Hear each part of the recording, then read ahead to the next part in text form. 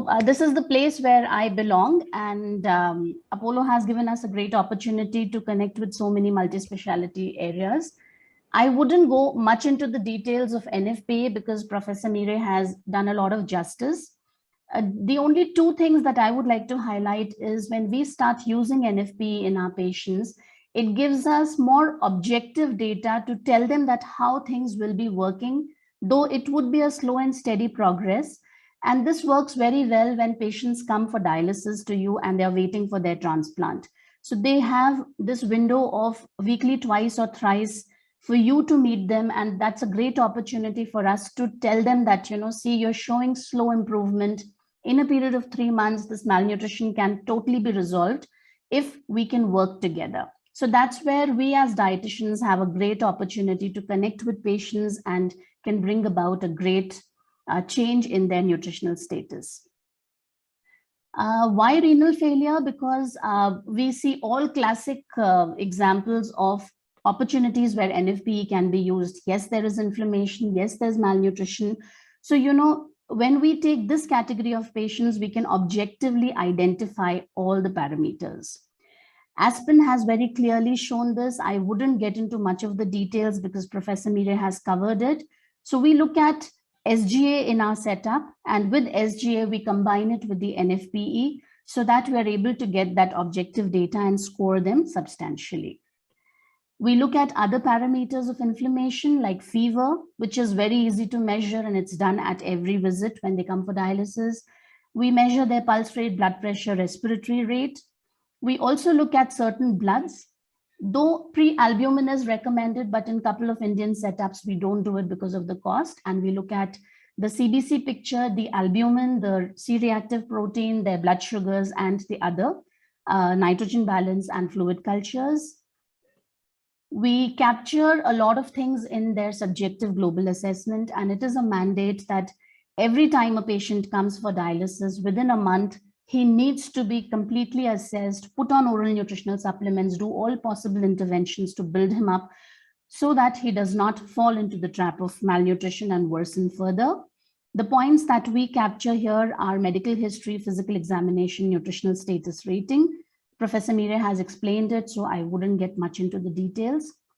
This is how the form looks like. We've had certain touch points by Professor Mire. So this is how we capture the details and score them. Now, this is a case which I would like to discuss with all of you. One of our recent cases in the second week of September, a 66-year-old gentleman who was fairly preserved. He was a dialysis patient, and he came with CKD stage 4 on dialysis with hypertension and diabetes as his history. As we can see, his BMI is 18.8. I'll take you through his clinical examination to show you how malnourished he looked. We first looked at the nutritional assessment in terms of his nutritional intake, which wasn't very convincing, and we had to put him on oral nutritional supplement because in dialysis, they have additional requirements of protein and other electrolytes need to be correlated based on their bloods. Height, weight wise and other indices wise, he was quite well preserved and taking his nutrition well. We looked at his wasting, swallowing function difficulties and appetite, which were fairly okay, which were not really bad because he was with us for a longer time when he comes for dialysis. So there were many opportunities for us to interact and improve his nutritional status. I wouldn't get into this because this has already been covered by ma'am. So basically, we were focusing on the third, fourth, and fifth parameter of his NFPE in the chronic renal failure. She has already captured all these, so I wouldn't get into how we measure the points of NFPE. Coming directly to his case. Yeah, so we assessed his fluid status, and we could capture something which is like your pitting edema, and which was done repeatedly on every visit before dialysis, post dialysis, and we could correlate that how much of the fluid overload was there and correlate it with the albumin. It's very easy to assess.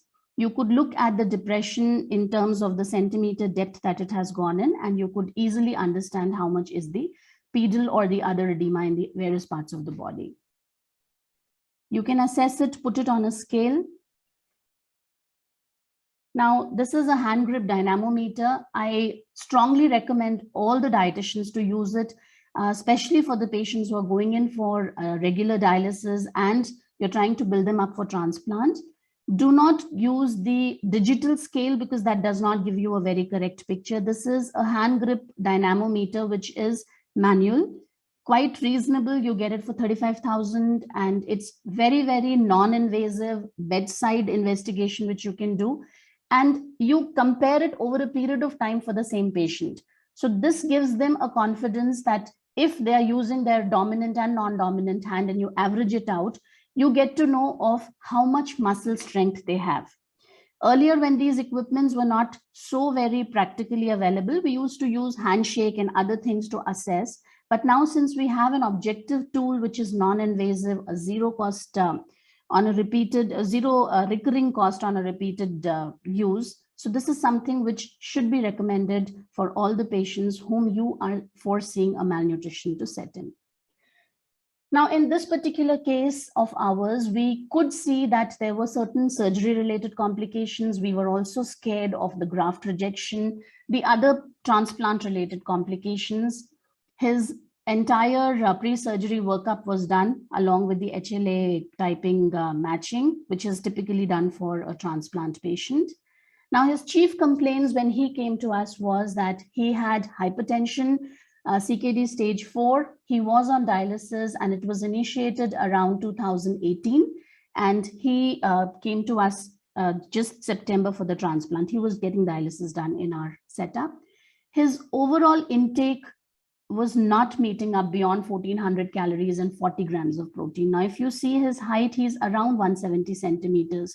For a person of that height, weight, undergoing dialysis, such a poor intake is something which needs to be intervened.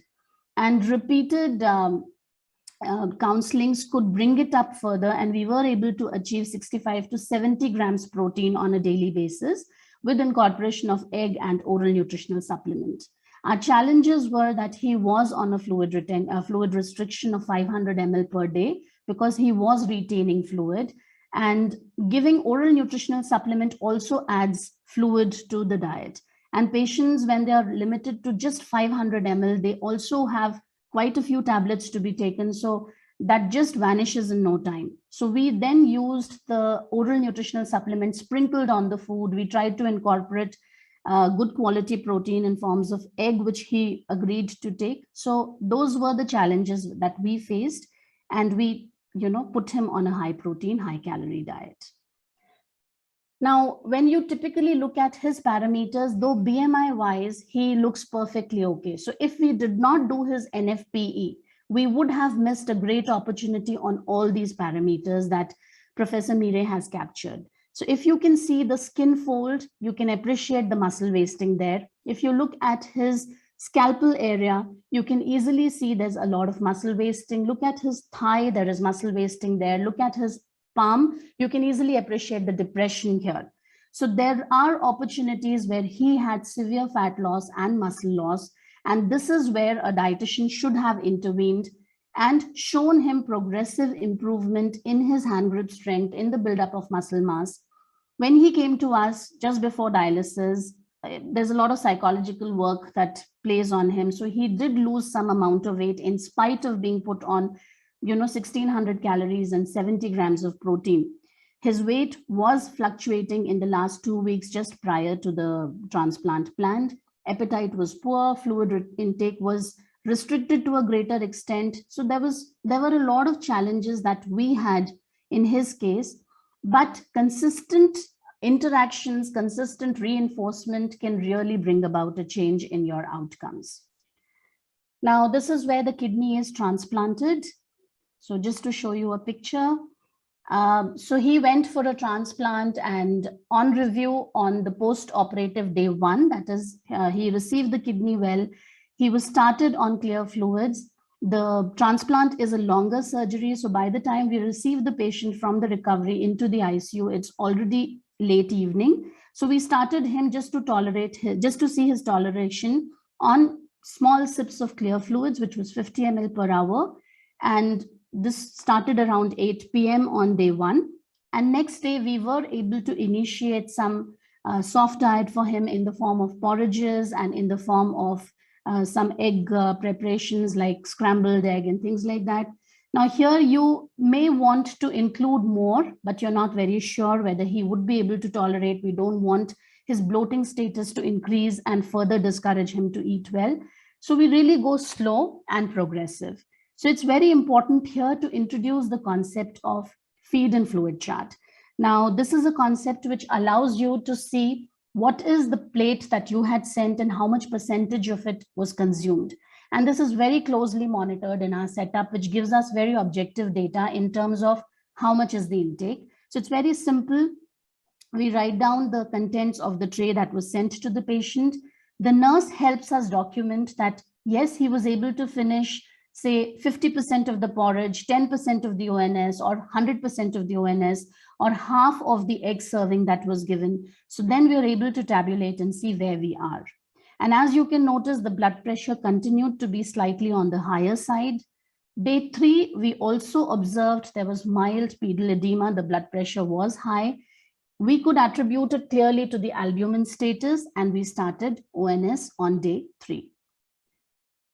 Looking at his settling of blood pressure to a smaller extent, the pedal edema still continued to be there. He was able to pass flatus and started, the physiotherapy, and there was ambulation. So he started feeling a little better. And that's when we could move from soft diet to a normal diet, keeping all the neutropenic restrictions. Now, neutropenic restrictions wouldn't really mean that at home we would not allow him to eat anything raw. But yes, it has to be freshly cut, and you have to be very, very sure of the hygiene standards. In a hospital where we are handling, over 300 patient diets, we do not prefer giving them raw foods in the hospital, and everything is compact and hygienically packed for them so that, there's no opportunity for any infection to set in. He progressed well. I'll show you his calorie charts. His hemoglobin, which pre-surgery was 11.2, had dipped down further 9.5 due to the surgical losses. Platelets were ranging between 166 to 265 from admission to discharge. He was given this medication called tacrolimus, which is assessed, and the measure was 21.2. Now, tacrolimus is one of the medication which has to be timed accordingly, and you have to give it on the same time. So the food accordingly has to be planned. There has to be a gap when you give this medication and then the food. This is how his biochemical parameters looked like. There were times when he had a little hike in his sugar, and this is anticipated because in transplant, patients are given steroids. There's a lot of physiological stress that may set in. So we have to keep a little eye on the simple carbohydrates that we are administering. It's always better to use a slow sustained release ONS product for them, which is high calorie, high protein, but does not have liberal amounts of sugar in it. Sodium was fluctuating, but we were okay with the levels that he had. The blood pressure, however, was slightly high. His potassium hovered quite well. His creatinine, which was 6.82, kept coming down and beautifully well controlled at the time of discharge. Calcium did fluctuate slightly. Magnesium was well within the range. Input-output chart showed that his fluid balance was negative on the first day. Thereafter, he went into positive fluid balance, and which was decent enough in the subsequent days. The medications that he was on, he had to definitely be on strong antibiotics. He did have nausea and bloating, so he was on antiemetic and antacids, pain medications. There was immunosuppressant, which is definitely given to all patients post-transplant. There was an element of steroid, the corticosteroid, which was given. So here, dietitians have to be really watchful. We cannot really forget the patient at discharge. We have to have regular follow-up because they come back to us with weight gain, with deranged sugars. So follow-up calls on a weekly basis or weekly visits when they come and visit the nephrologist, touching base and trying to just see the parameters, and a little intervention could really bring the change. They really don't have to be on a very, very high calorie diet post-discharge. So we assess them, and as you can see, he's a 66-year-old gentleman, so his requirements are not really, really high, So you need to correlate his weight, have a regular follow-up, understand his blood parameters, and accordingly manage the medications and the weight. He was also given multivitamin supplement, probiotic, antibiotics, antihypertensives, and at some points his magnesium was fluctuating, so he was given medication to treat and reduce the magnesium, and he was on a calcium supplementation. The nutritional intervention on day 1 when we started him, he was given some IV fluids in the recovery. We've calculated those calories, and we just gave him a clear fluid. The day he was admitted for the transplant. Second day when he was posted for the transplant, he was just given 2 fluids after he came back from the recovery to the ICU. Day 2, we were able to start, but as you can see, he was really bloated and was not really in the full-fledged intake. So we went progressive, we went slow, but here the most important thing would be have repeated checks and keep updating your feed and fluid chart so that you have objective data to work on. Day 3 of the surgery, we started him on soft diet with oral nutritional supplement. We were able to bridge the gap to some extent and let him be, because his nausea continued to be quite high, and subsequently we were able to work along with the medications and able to give him 1,800 calories to about 74 grams of protein. This is the recommendation that was given to him at discharge, but I strongly recommend please review back on a weekly basis, because he's also on steroids, so his sugars may fluctuate. He may not feel that I've undergone a major surgery, so I have the license to eat anything and everything. So we have to review, we have to look at the kind of carbohydrates, we have to really look at his sugars, and we do not want them to gain a lot of weight. This is just to give you an overview of what he had eaten. Our constant aim was to give him protein in every meal wherever possible. So what we typically do is, if the patients are on a soft diet, we try giving them preparations like khichdi and pongal, where we put lesser rice and more dal, so that they are able to meet up their protein requirements, and serve it with curd or buttermilk. And in the buttermilk, we try and add some oral nutritional supplement. If they're able to take it, otherwise we give it to them orally also. Just to give you a little overview further.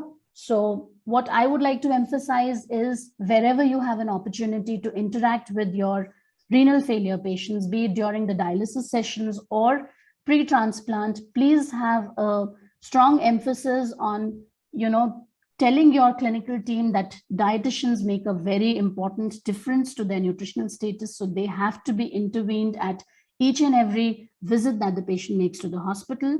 Address the malnutrition and or obesity, so that this double burden of malnutrition can be addressed well. And when the patient comes to you for the final surgery, they are in a great health of their nutritional status. Post-transplant, a lot of customization is needed. So we have to have a very closed monitoring on the closed system of feeding. If you are using ready-to-hang fluids, that's a good idea if the patient can afford. If you're trying to use ONS, try and have minimal human intervention so that, we don't introduce any infection there. Maintenance of meal timings. Now here, ESPN has a very beautiful concept called preserved meal timings. So what we try to do is, when the patient lunchtime is nearing, we try and visit the ward so that we can encourage them to eat much better. And that helps them to understand. And you have another opportunity to explain that, yes, if you leave a little rice, it's okay, but you should try and finish your dal or your egg or your paneer or your curd, so that, you have an opportunity to show them what really helps. The energy requirements are close to 30 to 35 kilocalories per kg body weight. We looked at closer carbohydrate control. We didn't want to go overboard. We were looking at slow sustained glycemic index release complex carbohydrates with an incorporation of high fiber foods. So here, if you want, you can replace your rice in the khichdi with broken wheat, with quinoa, with other millets which are locally available, so that you could build up on the fiber. You could puree all the vegetables without filtering them and have a nice soup prepared out of it, which can be low potassium, low salt if the parameters are slightly high. Look at high protein, because we want them to have good muscle recovery. Continue doing your great work of doing the hand dynamometer, ambulating the patient, encouraging them to do small bouts of physical activities while they are bedbound. Something as simple as just raising the hands and doing this kind of exercise works as a good interval training for them while they are in the hospital. Looking at healthy fats, looking at fluids as per the case-to-case scenario. Sorry for the alignment of the slide. So he was discharged on a higher calorie, that was 2000 calories and 74 grams protein. Now, this is not a blanket prescription. Patient has to come back after a week. You have to review his weight. You have to review his parameters of blood sugars and other biochemical parameters and then decide. Fluid, again, is not a blanket rule, but yes, we give them this chart of identifying dehydration through the urine color. He is given a high calorie, high protein diet. We wish and we continue to correct and prevent malnutrition, maintain healthy body weight. Because he's on steroids, so we cannot have a window of gaining weight and all the hard work goes down the drain. Decrease the metabolic complications. We definitely avoid all the foods that are processed because we don't want any preservatives or extra salt or hidden salt to get in. Any uncooked food from outside is something which is prohibited because we don't know if it can carry some salmonella contamination. Look at low-fat dairy products. Here, again, it's not zero fat. It needs to be toned variety so that the fat-soluble vitamins are addressed. Improving the quality of life, educating the caregivers. So a more holistic approach can help them in recovering well. These were the discharge medications. Yeah, that's about it on the case. Thank you.